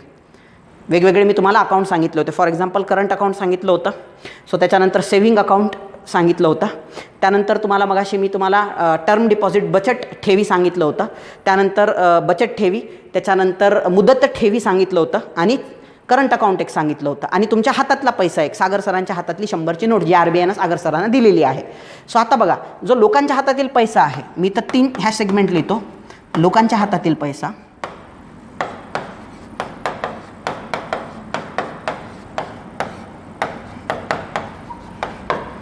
CA म्हणजे करंट अकाउंट, CA म्हणजे करंट अकाउंट. त्यानंतर डिमांड डिपॉझिट, मागणी देय आपण म्हणू शकतो, आणि टर्म डिपॉझिट, मुदत देय ज्याला म्हणू शकतो आपण, किंवा मुदत ठेवी म्हणू शकतो. आता पहा, तुमच्या हातात पैसा असेल लगेच खर्च करू शकता तुम्ही, म्हणजे त्याची तरलता काय आहे, जास्त आहे. त्याच्याहून कमी करंट अकाउंट, कारण तो करंट अकाउंटमध्ये आहे, खिशात नाही आहे. तुमच्या खिशात आहे, लगेच काढलं देऊन टाकलं. पण करंट अकाउंटचा पैसा तुम्ही कधीही काढू शकता, आता जाऊ शकता, आता लगेच काढू शकता. म्हणून करंट अकाउंटची जी ही आहे तरलता जी आहे ती डिमांड डिपॉझिट्सपेक्षा काय आहे, जास्त आहे. डिमांड डिपॉझिट्सपेक्षा काय आहे, जास्त. आणि डिमांड डिपॉझिटची तरलता ही टर्म डिपॉझिट्सपेक्षा जास्त आहे. कारण टर्म डिपॉझिटमध्ये जरी पैसा आहे तुमच्या 1000 रुपये असतील किंवा 1 लाख रुपये असतील, पण 1 कोटी असतील, 1 कोटी रुपये जरी तुम्ही टर्म डिपॉझिटमध्ये ठेवले तर त्याला 1 किंवा 2 वर्ष तुम्ही हात लावू शकत नाही, कारण ते टर्म डिपॉझिट्स आहे. तुम्ही मुदत ठेवी आहे, सो ते जास्त कालखंडासाठी आहे. तुम्ही लगेच काढून खर्च करू शकता का, नाही, कारण 2 वर्ष तुम्हाला हात लावता येत नाही. मग ह्याच्यानं ट्रान्झॅक्शन होणार का जास्त, ह्यानं पतनिर्मिती खूप जास्त होईल. कोण पतनिर्मिती करणार, बँका पतनिर्मिती करणार त्या टर्म डिपॉझिटचा वापर करून. पण त्याची तरलता सर्वात कमी असते, कारण लगेच वापरू शकत नाही. लगेच कोणता पैसा वापरणार तुम्ही, लोकांच्या हातातील पैसा. सो त्यानंतर करंट अकाउंटतील पैसा लगेच वापरणार, डिमांड डिपॉझिट पण लगेच वापरणार, पण टर्म डिपॉझिट्स तुम्ही लगेच वापरू शकत नाही. म्हणून तरलता कोणाची जास्त असणार, लोकांच्या हातातील पैशाची, त्याहून कमी करंट अकाउंटची, त्याहून कमी डिमांड डिपॉझिटची, त्याहून कमी टर्म डिपॉझिटची. ही तरलतेच्या बाबतीत, ही लिक्विडिटीच्या बाबतीत. लिक्विडिटी म्हणजे ट्रान्झॅक्शन केवढ्या फास्ट होतात किंवा त्वरित किती होतात ट्रान्झॅक्शन, येतं लक्षात. खरेदी विक्री, ट्रान्झॅक्शन्स म्हणजे काय, खरेदी विक्री, व्यवहार किती फास्ट होतात यावर तरलता असते. रुपयाचे व्यवहार फास्ट होतात, त्याहून कमी लिक्विडिटी सोन्याची, त्याहून कमी लिक्विडिटी जमिनीची. जमिनीनं लवकर व्यवहार होत नाही, त्यापेक्षा फास्ट सोन्याने होतात, त्यापेक्षा फास्ट रुपयाने होतात. सो खिशातला रुपया हा सर्वात तरल असतो, कारण तुम्ही तो इझिली वापरू शकता. आलं लक्षामध्ये. सो मी तुम्हाला तरलता नावाची पण संकल्पना व्यवस्थित समजावून सांगितलेली आहे. सो त्यानंतर तुमची पतनिर्मिती ही संकल्पना देखील व्यवस्थित समजावून सांगितलेली आहे. आता आपण बुंध्यावर घाव घालायचा आपल्याला, कारण आपलं जे सागर सरांनी म्हणजे जे म्हणतो ना बेसमेंट एकदम मजबूत करून दिलेलं आहे. बेसमेंट म्हटल्यापेक्षा आपलं जे म्हणू शकतो बेस जो आहे इमारतीचा, आपल्याला जे फ्लोअर्स बांधायचे आहे त्याचा बेस एकदम मजबूत करून दिलेला आहे. सो दोन्ही संकल्पना आपल्या रेडी झालेल्या आहे. आता आपण काय करूया, फर्स्ट सेकंड थर्ड फ्लोअर बांधायला सुरुवात करूया. पहा याचं लक्षात, त्यात इंटेरियर डिझायनिंग पण करून टाकू एकदम, म्हणजे चकाचक झाली पाहिजे आपली इकॉनॉमिक्सची इमारत. सो सर्वात पहिल्यांदा पहा, आपल्याला संकल्पनेत हात घालताना मी तुम्हाला प्रामुख्याने 3 संकल्पना, म्हणजे नॉर्मली आपल्याला ह्या ज्या मगाशी जे शब्द वापरले होते M0, M1, M2, M3. So हे काय आहे, money stock. M for money. याच्यामधला यम म्हणजे काय विद्यार्थी मित्रांनो, मनी. यम कशासाठी वापरला जातो, मनीसाठी वापरला जातो. हे जे नाव आहे यम, यम यम यम 1 2 3 सोडून द्या, ह्याला मनी म्हणतात. एम स्टँड फॉर मनी. मग आता इथं मनीचे वेगवेगळे प्रकार आहेत. हे कशासाठी, सरकारने हे कशासाठी प्रकार पाडलेले आहे, मगाशीच सांगितलं मी. M0, M1, M2, M3 हा सगळा खेळ वाय.व्ही. रेड्डीचा आहे, वाय.व्ही. रेड्डी कार्यगटाचा आहे. सो हा खेळ कशासाठी आहे, सो पतनिर्मितीवर नियंत्रण करता आलं पाहिजे आणि तरलतेवर पण नियंत्रण करता आलं पाहिजे. अतितरलता पण काही कामाची नाही आहे, आणि अतितरलता म्हटल्यापेक्षा अतिपतनिर्मिती पण काही कामाची नाही आहे. मग त्याच्यावर आपल्याला नियंत्रण प्रस्थापित करायचं आहे. सो मग ते करण्यासाठी आपला पैसा नेमका कुठं आहे, कोणता पैसा पतनिर्मिती करू शकतो. मी जसं मगाशी म्हटलेलं आहे की जे टर्म डिपॉझिट्स असतात तुमचे किंवा मुदत ठेवी, हा अतिशय जास्त पतनिर्मिती करू शकतात. आलं लक्षात. मग त्याच्यावर नियंत्रण प्रस्थापित करायचं, तर मग आपण त्यासाठी वेगवेगळ्या ह्या संकल्पना आणलेल्या. त्यापैकी M0ला पायाभूत पैसा म्हटल्या जाते. M0ला काय म्हटलं जाते, पायाभूत पैसा. M0 म्हणजे काय, जसं मी तुम्हाला म्हटलं होतं की मगाशी गव्हर्नमेंट प्लस RBI, पुस्तकामध्ये सहसा RBI दिलेलं आहे, मी इथं त्याला गव्हर्नमेंट म्हणजे क्वेश्चनच्या भाषेमध्ये आपल्याला लागणार आहे. सो गव्हर्नमेंट प्लस RBI मिळून काय करत असते, नोटा छापते. म्हणजे RBI आणि गव्हर्नमेंटने मिळून जी नोट छापली होती, त्या नोटेमुळं सागर सरच्या खिशात पैसे आले, त्या नोटेमुळेच A बँकेकडे पैसे आले, त्या नोटेमुळेच B बँकेकडे पैसे आले आणि पतनिर्मिती झाली. म्हणजे 100 रुपयाचे 270 रुपये झाले. पण महत्त्वाचं काय आहे, याचा पाया काय आहे, RBIनं छापलेले 100 रुपये. मग M0 म्हणजे काय, हे RBIनं छापलेले 100 रुपये. सो मग ह्याला म्हणतात पायाभूत पैसा. हा RBIनं छापलेला गव्हर्नमेंट आणि RBIनं छापलेला जो पैसा आहे, जो M0 म्हणतो आपण त्याला, मोठा म्हणजे आणखी डिटेलमध्ये पाहायचं. सो आपण त्याला काय म्हणतो, मोठा कोणता शब्द वापरतो, त्यासाठी आपण M0 हा शब्द वापरतो. ह्याला काय म्हटलं जाते, पायाभूत पैसा. कारण ह्याच पैशाचा वापर करून मनी मल्टिप्लाय होणार आहे भविष्यामध्ये.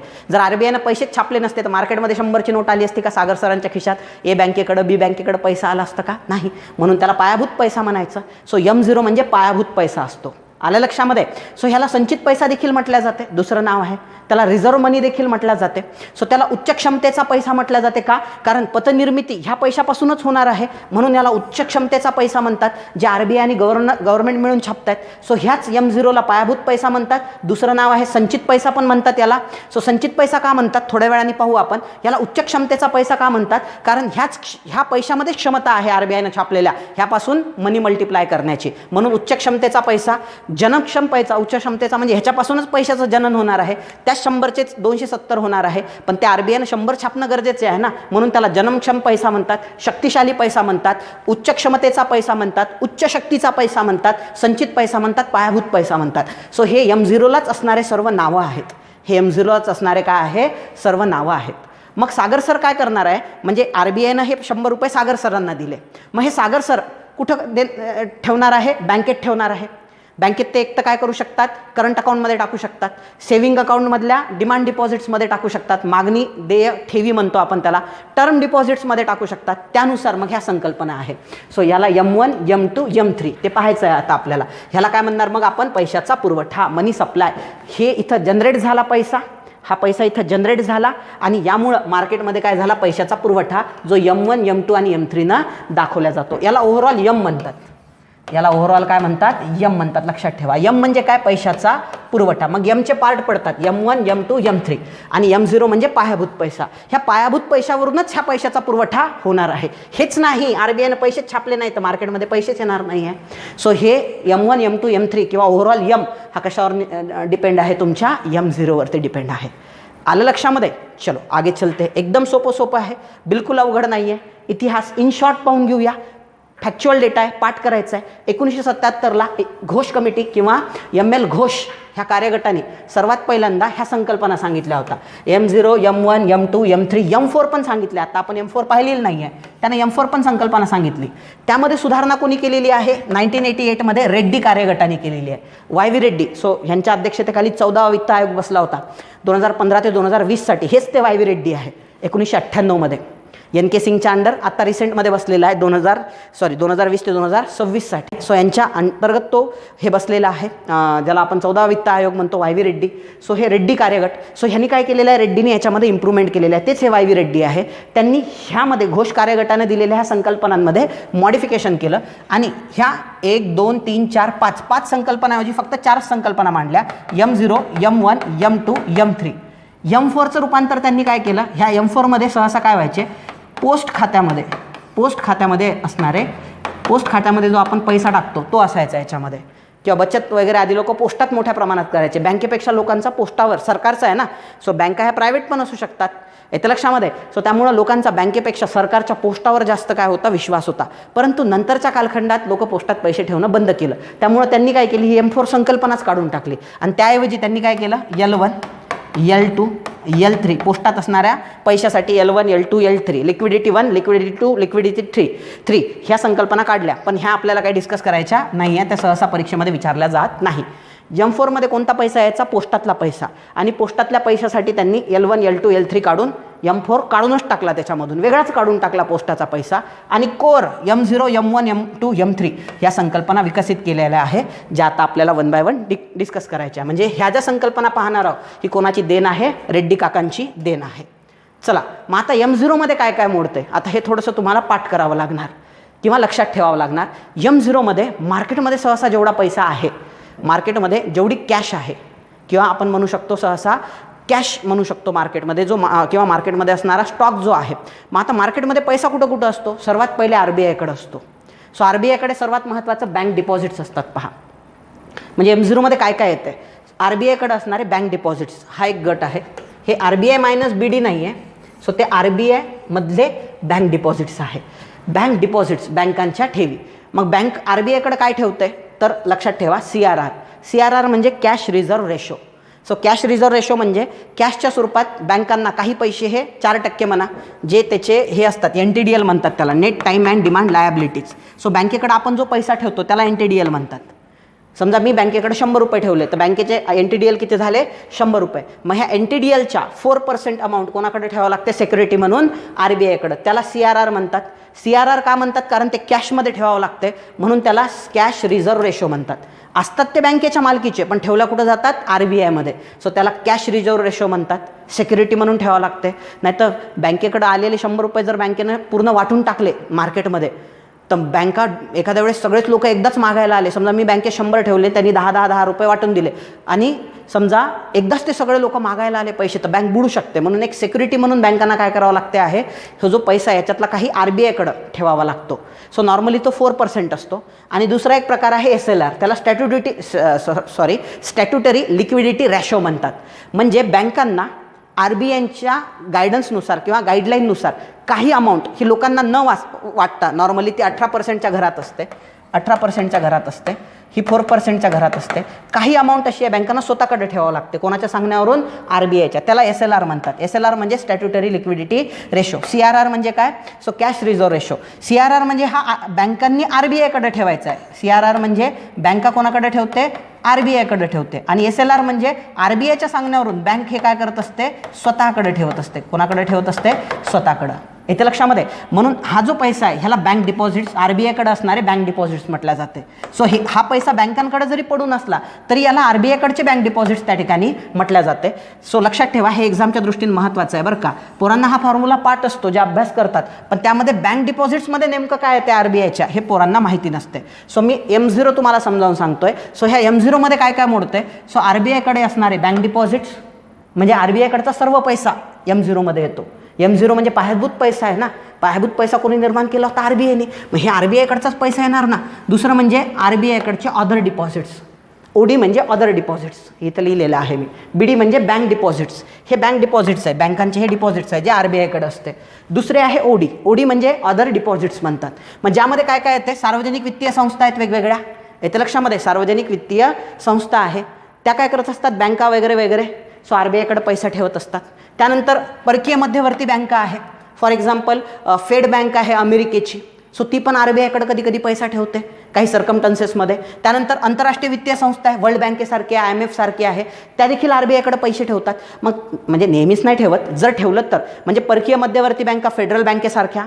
त्याच्यानंतर आंतरराष्ट्रीय संस्था आहेत, काही वित्तीय संस्था आहेत, त्यामध्ये देशातल्या काही वित्तीय संस्था आहेत, SBI सारख्या किंवा वेगवेगळ्या वित्तीय संस्था आहे, सार्वजनिक वित्तीय संस्था म्हणतो आपण त्यांना. आंतरराष्ट्रीय वित्तीय संस्थांमध्ये IMF आहे, वर्ल्ड बँक आहे. त्याच्यानंतर परकीय मध्यवर्ती बँकांमध्ये फेड बँक आहे, रशियाची एखादी बँक असेल. सो त्या बँकांचे जे पैसे RBIकडे आहेत त्याला अदर डिपॉझिट्स म्हटल्या जाते. त्याला काय म्हटलं जाते? अदर डिपॉझिट्स म्हटल्या जाते. दुसरं, बँकांकडे काही रोख साठा असतो. याच्या लक्षामध्ये बँकांकडे काय असतो? स्वतःकडे काही रोख साठा असतो जो लोकांना देत नाही, स्वतःकडेच ठेवतात बँका. सो त्याला बँकांतील रोख साठा पण येणार. आणि नेक्स्ट, लोकांकडील चलनी नोटा आणि नाणी.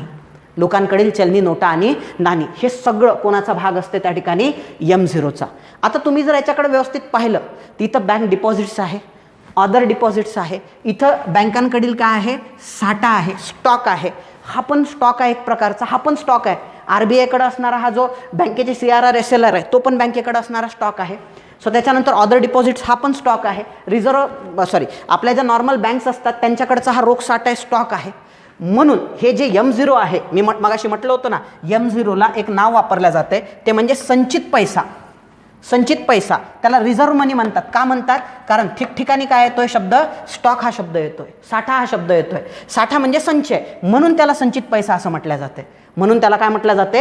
संचित पैसा, रिझर्व्ह मनी म्हटलं जाते. आपण हे पाहिलं होतं. पायाभूत का म्हणतात? कारण ह्याच्यापासूनच पैशाची निर्मिती होणार आहे किंवा मार्केटमध्ये पैशाचा पुरवठा होणार आहे, म्हणून याला पायाभूत पैसा.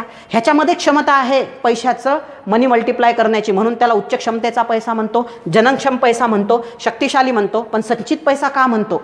कारण ह्याच्यामध्ये हे शब्द वेगवेगळ्या ठिकाणी हे शब्द आलेले आहे. म्हणजे इथं साठा आहे, हे पण एक प्रकारचा साठाच आहे, किंवा लोकांच्या हातातील पैसा हा पण एक प्रकारचा साठा आहे. म्हणून ह्या पैशाला काय म्हटलं जाते? संचित पैसा, रिझर्व्ह मनी असं त्याला म्हटलं जाते. कोणाला? M0ला. लक्षात आलं? M0मध्ये मोस्ट ऑफ द RBIकडचा पैसा असतो, लोकांच्या हातातील पैसा. म्हणजे मार्केटमध्ये जेवढा पैसा एक तर तो RBIकडे आहे, बँकेकडे आहे, नाही तर लोकांच्या हातात आहे. एकतर बँकेकडे आहे, RBIकडे आहे, नाही तर लोकांच्या हातात आहे. लोकांच्या हातात म्हणजे मार्केटमध्ये आहे. सो ह्या तीनच ठिकाणी पैसा असतो भारताच्या अर्थव्यवस्थेतला, तो ठिकाणच नाही आहे नॉर्मली. सो मग ह्या सगळ्या पैशाला काय म्हणतो आपण? M0 म्हणजेच पायाभूत पैसा म्हणतो. पुढे जाऊया आपण. आता आपल्याला M1 पाहायचं आहे. सो तो पायाभूत पैसा होता M0, आपण त्याला वेगळं डिस्कस केलं. आता ह्या संकल्पना एकमेकावरती डिपेंड आहे. कोणत्या? M1, M2 आणि M3. M1 मध्ये काय येते, लोकांकडच्या चलनी नोटा आणि नाणी, लोकांकडच्या चलनी नोटा आणि नाणी ज्या M0 मध्ये पण होत्या आणि M1 मध्ये पण त्या ठिकाणी ॲज इट इज आहे. पुढं बँकांमधील डिमांड डिपॉझिट्स, बँकांमधले कोणते डिपॉझिट्स, डिमांड डिपॉझिट्स, आणि ते जे RBI कडचे होते हे काय आहे, ऑदर डिपॉझिट्स. आता हा पैसा असा पैसा आहे जो कधी पण मागितला जाऊ शकतो आणि वापरला जाऊ शकतो, याचा काही स्टॉक नसतो. म्हणजे फॉर एक्झाम्पल RBI कडे ऑदर डिपॉझिट जे आहे ते म्हणजे वेगवेगळ्या बँकांचे त्याच्याकडे काही डिपॉझिट्स असतील, आंतरराष्ट्रीय संस्थांचे डिपॉझिट्स हे कधी पण टाकल्या जाऊ शकतात, कधी पण काढल्या जाऊ शकतात. हे काय आहे, ऑदर डिपॉझिट्स आहे. आणि बँकांमधील जे डिमांड डिपॉझिट्स आहे हे पण कधी पण मागवल्या जाऊ शकतात. आणि हे लोकांच्या हातातील चलनी नोटा आणि नाणी आहे. ह्याचा कशात समावेश होतो, त्या ठिकाणी M1 मध्ये समावेश होतो. आता M2 मध्ये M1 इन्क्लूड आहे तुमचा. M2 मध्ये काय इन्क्लूड आहे, M1 इन्क्लूड आहे. सो M2 मध्ये M1 प्लस काय येणार, आता याच्यामध्ये एक्स्ट्रा काय आहे M2 मध्ये, तर 1 वर्षापर्यंतच्या मुदत ठेवी, टर्म डिपॉझिट. इथं कोणत्या होत्या, डिमांड डिपॉझिट्स होत्या, इथं कोणत्या आहे, टर्म डिपॉझिट्स आहे. आणि M3 मध्ये M2 इन्क्लूड आहे, M2 मध्ये M1 इन्क्लूड आहे. M1 म्हणजे हे सगळं आलं त्याच्यामध्ये. सो हा M1 इथं आहे, मग M2 तयार झाला. आता M2 इथं आहे, M3 मध्ये पण आहे. मग हे याच्यामध्ये एक्स्ट्रा काय आहे, तर बँकांकडच्या 1 वर्षापेक्षा जास्त, हा 1 वर्षापर्यंतच्या टर्म डिपॉझिट्स मुदत ठेवी आणि 1 वर्षापेक्षा जास्तीच्या मुदत ठेवी म्हणजेच काय, M3 असते. सो हे M1, M2, M3 येतं लक्षामध्ये. आता तुम्ही थोडंसं पहा, याच्यामध्ये डिमांड डिपॉझिट्स आहे, याच्यामध्ये टर्म डिपॉझिट्स आहे 1 वर्षापर्यंत, 1 वर्षापेक्षा जास्तीचे टर्म डिपॉझिट इथं आहे. आता मी तुम्हाला एक प्रश्न विचारतो, ह्या M1, M2, M3ला आपण मनी सप्लाय म्हणतो, पैशाचा पुरवठा म्हणतो. सो ह्यापैकी कोणता पैसा सर्वात तरल असेल, तरल म्हणजे फटकन वापरता येतो, सो तो आहे M1, तो आहे M1. हा सर्वात काय आहे, तरल आहे, सर्वात तरल. ह्याला काय म्हणणार आपण, सर्वात तरल. कशामुळं, लोकांच्या हातातली चलनी नोटा ह्या तरल असतात पाहिलं आपण. डिमांड डिपॉझिट्स पण तरल, कधी पण काढू शकतो आपण. सो अदर डिपॉझिट्स पण RBI म्हणून कधी पण काढल्या जाऊ शकतात, त्यामुळे हा सर्वात तरल आहे. 1 वर्षापर्यंत जर तुम्ही अडकून ठेवत असाल पैसा तर तो कमी तरल आहे, 1 वर्षापेक्षा जास्त अडकून ठेवत असाल तर आणखी कमी तरल आहे. म्हणजे तरलतेचा क्रम कसा लागणार, तरलतेचा क्रम कसा लागणार की M0 तर सर्वात जास्त तरल आहे, त्याच्यापेक्षा कमी M1 आहे, त्याच्यापेक्षा कमी M2 आहे, त्याच्यापेक्षा कमी M3 आहे. सो तरलतेचा असा क्रम लागणार. आणि तुम्हाला म्हटलं पतनिर्मितीची क्षमता सर्वात जास्त कोणामध्ये आहे, पतनिर्मितीची कोणामध्ये आहे. जर तुम्ही एक वर्षापेक्षा जास्त कालखंडासाठी पैसे जर ठेवत असाल तर त्यापासून बेस्ट पतनिर्मिती होणार.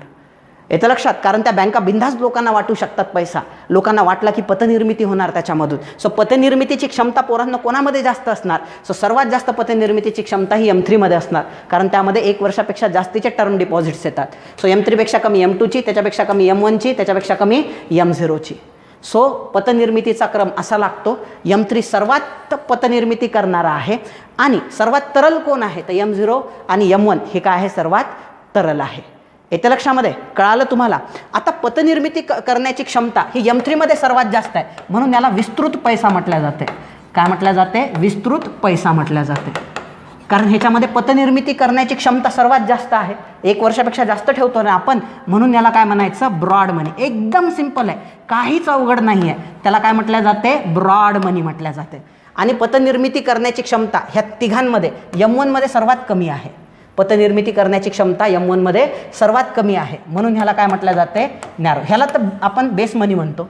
ह्याला बेस मनी, पायाभूत पैसा मगाशी म्हटलं होतं आपण, ह्याला संचित पैसा वगैरे वगैरे. M1 मध्ये पतनिर्मिती करण्याची क्षमता काय असते, तरलता सर्वात जास्त आहे, पतनिर्मिती सर्वात कमी आहे, म्हणून याला आपण काय म्हणणार, नॅरो मनी. ह्याला काय म्हणणार, नॅरो मनी. याला संकुचित पैसा म्हणणार आपण. याला काय म्हणणार, संकुचित पैसा. सो M1 काय आहे याच्यामध्ये, संकुचित पैसा, आणि M3 काय आहे, विस्तृत पैसा. M3 विस्तृत पैसा आहे आणि M1 संकुचित पैसा आहे. बघा किती सोपं आहे, काहीच अवघड नाही हो, काहीच अवघड नाही आहे, बिलकुलच अवघड नाही आहे, लक्षात. आणि आता शेवटची टर्म ते म्हणजे मनी मल्टिप्लायर. सो नेहमीप्रमाणे हे सगळं पाहिल्यानंतर डोळे फाटतात, यार गणित आहे, रॅशो दिलेला आहे, बिलकुल टेन्शन घ्यायचं नाही. सो सागर सर आहे तो मुमकिन आहे, बिलकुल टेन्शन घ्यायचं नाही त्याचं, लक्ष देऊन ऐकायचं व्यवस्थित. बघा देसले सरांच्या बुकमध्ये एक सुंदर एक्झाम्पल दिलेलं आहे. सुंदर म्हणजे किती सुंदर सांगतो तुम्हाला. सो मला असं वाटते अर्थशास्त्राच्या बाबतीत महाराष्ट्रानं जेवढं वर्क केलं, इव्हन UPSCनं पण केलेलं नाही आहे. अर्थशास्त्र या विषयाच्या बाबतीत जेवढी रिसर्च महाराष्ट्रात झाली, राज्यात बाकीची तुम्ही तुलनाच नाही करू शकत. इव्हन UPSCच्या बाबतीत पण तेवढी रिसर्च नाही झालेली आहे अर्थशास्त्रामध्ये. जेवढं सुंदर मटेरियल अर्थशास्त्राचं मराठीत बनलेलं आहे ना, तेवढं इंग्रजीमध्ये पण नाही आहे. UPSCत तर नाहीच नाही. मी काय झालं, ही टर्म शिकवण्याच्या आधी म्हटलं चला दिल्लीवाले काय शिकवतात, त्याच्यानंतर एक मृणाल पटेल सर आहे गुजरातचे, ते काय शिकवतात मी पाहिलं. सो त्यांनी एवढं कॉम्प्लिकेटेड करून सांगितलेलं आहे. त्याच्यानंतर इंग्लिशमध्ये जे रमेश सिंग सरांचं पुस्तक आहे, त्यानंतर मॅक्रो इकॉनॉमिक्स म्हणून एक बुक आहे, NCERT आहे 11वीची आय थिंक. सो त्याच्यामध्ये एवढं कॉम्प्लिकेटेड करून दिलेलं आहे की प्रमाणाच्या बाहेर. सो त्यापेक्षा हे एकदमच सोपं आहे, काहीच अवघड नाही आहे. मराठीमध्ये तसं जर पाहायचं झालं तर मी दोन्ही लँग्वेजमध्ये सांगतो, मराठी आणि इंग्लिश. हे जर शिकलं ना UPSCतला तुमचा एकही क्वेश्चन जात ना, राज्यसेवा प्री नाही, मेन्स नाही, ना STI मेन्स, ना राज्यसेवा मेन्स. आपल्याला ते पाहायचं पण आहे की किती एम्पॉवरमेंट झालेलं आहे तुमच्या मेंदूचं. शेवटी अंतिम ध्येय आपलं प्रश्न सोडवणं आहे. चला एक शेवटची टर्म राहिलेली आहे, डिस्कस करून घेऊया. एक्झाम्पल देसले सरांनी खूप सुंदर दिलेलं आहे त्यांच्या पुस्तकामध्ये. एक्झाम्पल असं दिलेलं आहे की 1992 मध्ये सो आपलं जे म्हणजे हे आहे आपलं जवळपास अमेरिका आहे, USA आहे. सो त्यांनी त्यांच्या अर्थव्यवस्थेत फक्त 3,000 कोटी डॉलर काय झाले होते त्या ठिकाणी निर्गमित केलेले होते, म्हणजे पैसे ते अर्थव्यवस्थेमध्ये टाकले होते. परंतु जेव्हा अर्थव्यवस्थेत मोजण्यात आलं की किती पैसे आहे बाबा, तेव्हा त्यांना असं जाणवलं की त्यांची जी अर्थव्यवस्था आहे, जे फक्त म्हणजे तिथली जी ही आहे सेंट्रल बँक आहे, त्याला फेड बँक म्हणतात, म्हणजे फेडरल बँक म्हणतात. म्हणजे त्यांची जी फेडरल बँक आहे त्या बँकेने किती पैसा ओतलेला होता, जसं आपल्या RBIने सागर सरांना 100 दिले होते, तसे इथं 100 रुपये, तसे इथं ह्यांनी $3,000 कोटी ओतले होते. पण जेव्हा ॲक्च्युअलमध्ये 1992 मध्ये अर्थव्यवस्थेतला पैसा मोजण्यात आला, तो भरला $60,000 कोटी. $7,000 कोटी भरला तो. म्हणजे 3,000 ओतला आणि भरला किती, 60,000. म्हणजे इथं मनी मल्टिप्लाय झाला. म्हणजे हे कशामुळं घडलेलं आहे, इथं मनी मल्टिप्लाय झाला. इथे काय झालेलं आहे, मनी मल्टिप्लाय झालेला आहे. हे काय 60,000 पुरवठा आहे, हा काय आहे, पुरवठा आहे, मनी सप्लाय आहे. म्हणजे हा काय, पैशाचा चलनाचा पुरवठा आहे, हा चलन पुरवठा आहे, हा चलन पुरवठा आहे. आणि हा काय आहे, 3,000 रुपये जे आहे, जे RBIने छापले होते, आपण ह्याला बेस मनी म्हणतो. आपण ह्याला आपल्या भाषेत काय म्हणतो, बेस मनी म्हणतो. ह्याला काय म्हणतो आपण, पायाभूत पैसा म्हणतो. मी पैसा लिहितो, पायाभूत पैसा म्हणतो आपण ह्याला. हे 3,000 पायाभूत पैसा होता, त्यापासून मनी मल्टिप्लाय किंवा हा पैसा वाढून चलन पुरवठा कितीचा झालेला आहे, 60,000चा झाला. म्हणजे किती पट पैसा वाढला, 3,000 कोटीचे 60,000 कोटी झाले. म्हणजे 20 पटीनं पैसा वाढला. किती पटीनं पैसा वाढलेला आहे, 20 पटीनं वाढलेला आहे. कितीनं वाढलेला आहे, 20 पटीनं वाढलेला आहे पैसा, 20 पट वाढलेला आहे. म्हणजे इथं मनी मल्टिप्लाय किती झाला, 20 पट झाला, 20 पट झाला. आणि हे 20 पट कसे कॅल्क्युलेट केलेले आहे तुम्ही, 20 पट झालेला आहे. मनी मल्टिप्लाय किती झालेला आहे, पैशाचा गुणक किती झालेला आहे, किती प्रमाणात पैसा वाढलेला आहे, 20 पट पैसा वाढला. हा काढला कसा आपण, तर 60,000, सोपं आहे, 60,000 कोटी डॉलर जे आहे, 60,000 कोटी डॉलर 60,000 कोटी भागीला आपण काय करून टाकले, $3,000 कोटी, बरोबर. मग हे 3,000 ह्याला जर तुम्ही भागितलं तर 3×20 किती होतात, 60,000 होतात. 3,000×20 60,000 होतात. म्हणजे हे किती आलं, 20 आलं. हे 20 पट कसं आलं, 60,000 अपॉन 3,000. 60,000 काय आहे, मनी सप्लाय. 60,000 काय आहे, मनी सप्लाय. 60,000 काय आहे, मनी सप्लाय. आणि खाली जो आहे हा 3,000 बेस मनी आहे. हा काय आहे, बेस मनी आहे. हा काय आहे, बेस मनी आहे, बरोबर. आणि जो मनी मल्टिप्लायर आलाय तो किती आलाय, 20 आलेला आहे. 60,000 काय आहे, मनी सप्लाय आहे. आणि हा काय आहे, बेस मनी. मनी सप्लाय म्हणजे काय, M1 M2 M3 ह्यांना तिघांनाही आपण एकत्रितपणे काय म्हटलं होतं, कॅपिटल M म्हटलं होतं. यांना तिघांना एकत्रितपणे काय म्हटलं होतं आपण, कॅपिटल M म्हटलं होतं. बेस मनी काय असते, M0. चलो बन गया फॉर्म्युला, बनला फॉर्म्युला. सो फॉर्म्युल्यावरून एक्झाम्पल आणि एक्झाम्पलवरून फॉर्म्युला तयार करता आला पाहिजे, काहीच अवघड नाही आहे. सो एक्झाम्पल आहे 1992 मध्ये 3,000 कोटी मार्केटमध्ये ओतले होते, बरोबर. सो मार्केटमध्ये कोणी ओतले, फेडरल बँकेने. आपल्या इथं रिझर्व्ह बँक आहे, त्यांच्याकडे फेडरल बँक आहे, म्हणून तो बेस मनी आहे, पायाभूत पैसा आहे. ॲक्च्युअल जेव्हा पायाभूत पैसा ओतल्यानंतर मार्केटमधला मनी सप्लाय मोजला, M1 M2 M3, तो भरला किती, 60,000 भरला. तो किती भरलाय, 60,000 भरलाय. 60,000 म्हणजे मनी मल्टिप्लाय झालाय. सो 3,000चे 60,000 म्हणजे ते 20 पट झाले. इथं मनी मल्टिप्लायर किती आलाय, ह्याला म्हणतात पैशाचा गुणक. पैशाचा गुणक किती आहे, इथं 20 पट आहे. पैशाचा गुणक, मनी मल्टिप्लायर, पैशाचा गुणक किती आहे, 20 पट. कसं काढलं 20 पट, 60,000 भागीला 3,000 केलंय. 60,000 भागीला 3,000 म्हणजे 20 पट आले ते. हे 60,000 काय आहे, मनी सप्लाय आहे. हे 60,000 काय आहे, मनी सप्लाय आहे, चलन पुरवठा आहे अर्थव्यवस्थेतला. आणि हे 3,000 काय आहे, बेस मनी आहे. मग मनी सप्लायला आपण M1 M2 M3ला एकत्रित M म्हणतो, M अपॉन M0. मनी सप्लाय अपॉन पायाभूत पैसा किंवा मार्केटमधला हा जो आहे पैशाचा पुरवठा, मनी सप्लाय म्हणजे पैशाचा पुरवठा भागीला बेस मनी किंवा पायाभूत पैसा म्हणजेच काय तुमचा मनी मल्टिप्लायर म्हणजेच तुमचा मनी मल्टिप्लायर M/M0. तेच मी इथं काढून दाखवलेलं आहे. हे आरला काय म्हणतो आपण रिझर्व्ह मनी म्हणतो. म्हणजे हे जे M0 आहे यालाच काय म्हणतो आपण रिझर्व्ह मनी म्हणतो. आठवते का तुम्हाला रिझर्व्ह मनी उच्च क्षमतेचा काय काय म्हणतो आपण त्याला पायाभूत पैसा संचित पैसा संकुचित नाही हां. संकुचित पैसा कोणता असतो जो पतनिर्मिती करत नाही M1. पतनिर्मिती करणारा M3 काय असतो विस्तृत पैसा असतो. हा संचित पैसा आहे.